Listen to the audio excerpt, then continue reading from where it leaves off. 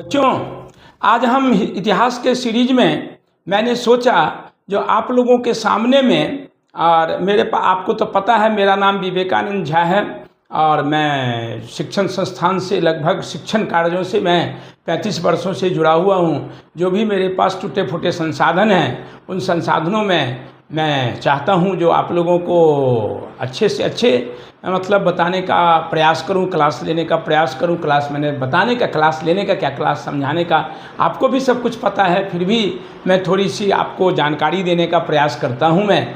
और आज मैं इतिहास के सीरीज में मैं सोचा जो आपको संख्या रेखा के माध्यम से पूरे शुरुआत से लेकर के और 1850 तक के माने 1947 तक के भारत के इतिहास के बारे में बताऊं और जो संख्या रेखा से आपको समझ में आ जाएगा। जरा आप ध्यान से देखिए। संख्या एक हमने आपको बताया था जो अगर इस पृथ्वी पर अगर मान लीजिए ये पृथ्वी की सतह है, इस पृथ्वी पर अगर हम संख्या रेखा खींचें तो उत्तर की ओर कितना जाएगा और दक्षिण की ओर कितना जाएगा इनका हमें कोई पता नहीं है। इसीलिए हम बीच में कहीं पर भी हम बीच में 0 मान लेते हैं और ईसा के जन्म इतिहास में और मैथ्स में उसे संख्या रेखा जो पूर्णांक संख्या होती है उन संख्या में दाईं तरफ जो जाते हैं तो धनात्मक होता है और बाईं तरफ ऋणात्मक होता है। और इतिहास में जो ईसा मसीह का जो जन्म हुआ उन जन्म को हम पहली शताब्दी मानते हैं और उससे पहले को बीसी मानते हैं और इधर को हम एडी मानते हैं, इधर को एडी मानते हैं, इनको बीसी मानते हैं और इनको एडी मानते हैं। ईसा के जन्म से पहले और इसको ईसा के जन्म के बाद की बात मानते हैं। तब इसमें आपको हम बताते हैं पूरी इतिहास संख्या रेखा के माध्यम से समझ में आ जाएगा। जो आपको सबसे पहले कौन सा अभी कहाँ से आया है, पृथ्वी कितने और कब तक जाएगी इसका कोई पता नहीं है। लेकिन तो इसमें पहला है पाषाण काल। किसके बारे में पढ़ा हमने? पाषाण काल। पाषाण काल में भी पढ़ा आपने पूरा पाषाण काल, मध्य पाषाण काल और नव पाषाण काल। पाषाण काल के बाद आपको आया सिंधु नदी घाटी सभ्यता, सिंधु नदी घाटी सभ्यता जिसको हड़प्पा की सभ्यता के नाम से जाना जाता है। इसके बाद आपके सिंधु नदी घाटी सभ्यता के बाद आपको आता है वैदिक सभ्यता। वैदिक सभ्यता के 2 काल हुए हैं, पूर्व वैदिक काल और उत्तर वैदिक काल। इसके बाद भारत में बौद्ध धर्म और जैन धर्म का उदय हुआ। जैन धर्म ये सब ईसा पूर्व है। इसके बाद आपको भारत में जैन धर्म ईसा माने भारत में ये ईसा मतलब बौद्ध धर्म जैन धर्म का उदय हुआ। इसके बाद भारत में आपको हम क्या कहेंगे मगध वंश, हाँ मगध काल का जिसमें चंद्रगुप्त मौर्य हुए थे, अशोक हुए थे इत्यादि राजा हुए थे। इनके बाद आपको हाँ इसके बाद आपको कौन सा वंश हुआ था? हाँ शक वंश हुआ था। इसके बाद कुषाण वंश हुआ। इनके बाद आपको कुषाण वंश हुआ। इनके बाद आपको दक्षिण भारत में चोल, चेर, पांड्या हुआ था। इसके बाद आपको हाँ इनके बाद अब इसके बाद कनिष्क वंश हुआ था। कौन सा वंश हुआ था? कनिष्क वंश हुआ था। याद आ रहा धीरे धीरे, कनिष्क वंश हुआ था। इनके बाद आपको भारत में गुप्त काल हुआ था। इसमें भारत में कौन सा काल हुआ था? गुप्त काल हुआ था। गुप्त काल के बाद हर्षवर्धन राजा हुए थे राजा। इसके बाद भारत में चालुक्य, दक्षिण भारत में चालुक्य बदामी राजा हुए थे।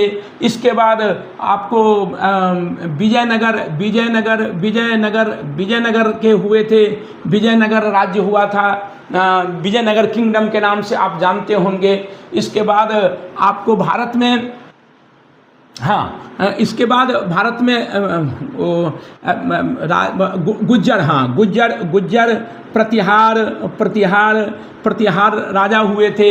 इनके बाद आपको पृथ्वीराज चौहान, इनमें पृथ्वीराज चौहान का वंश हुआ। पृथ्वीराज चौहान राजा हुए थे।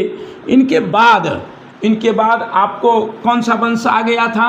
विजयनगर के बाद मुगल वंश नहीं, दिल्ली सल्तनत। दिल्ली सल्तनत का वंश हुआ था, दिल्ली सल्तनत का राज्य हुआ था। इनमें दिल्ली सल्तनत में आपको खिलजी वंश, खिलजी तुगलक, लोधी वंश इत्यादि हुए थे।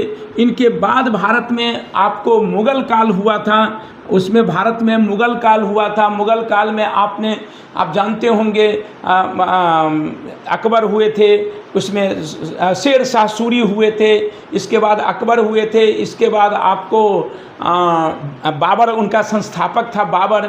इनके बाद मुगल वंश के भारत में, इनके बाद आपको जहांगीर का शासन था, शाहजहां का शासन था, औरंगजेब का, अहमद शाह का शासन था इत्यादि। के बाद भारत में किसका हुआ, आपको डच और पुर्तगाली आए थे, ये सब बहुत थोड़े दिन रहे। लास्ट में अंग्रेज आए थे और अंग्रेज लगभग 1750 ईस्वी में पूरे भारत पर अपना आक्रमण माने अधिकार जमा लिया और 1947 में जाकर के भारत ने स्वतंत्रता प्राप्त की।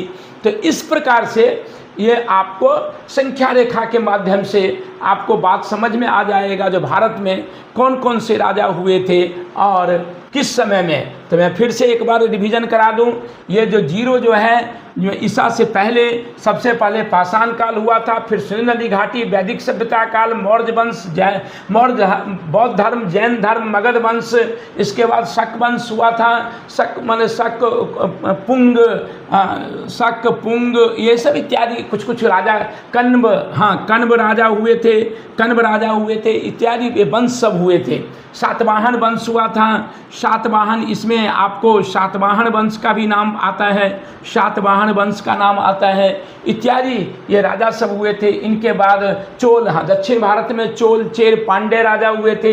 इनके बाद कनिष्क हुए थे, फिर गुप्त काल हुआ था, हर्षवर्धन राजा हुआ था, चालुक्य, बादामी, विजयनगर किंगडम हुआ था जिसमें कृष्णदेव राय राजा थे, गुज्जर, प्रतिहार, पृथ्वीराज चौहान, राजपूत वंश हुआ था। भारत में छोटे छोटे राज्य हुए थे।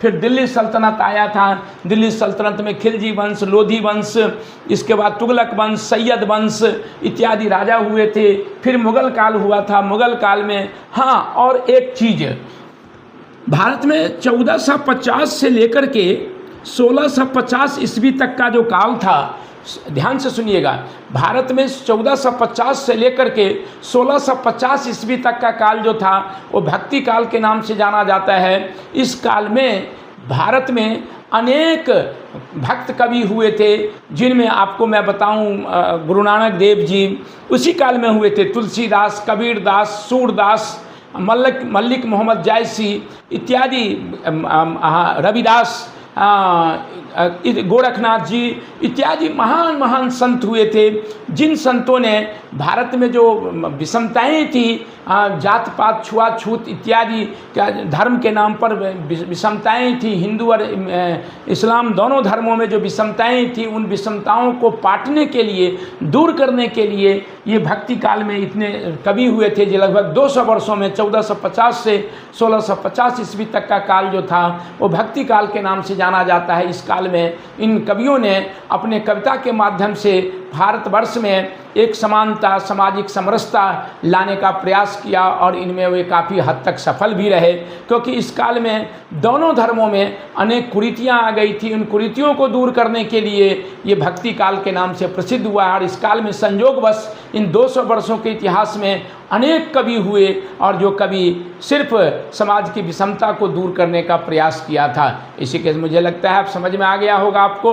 और कल से अब हम सिंधु नदी घाटी सभ्यता के जो मैंने समझा जो पूरा इतिहास आपको बता दूं, और कल से हम लोग सिंधु नदी घाटी सभ्यता के बारे में पढ़ेंगे। इसी के साथ धन्यवाद।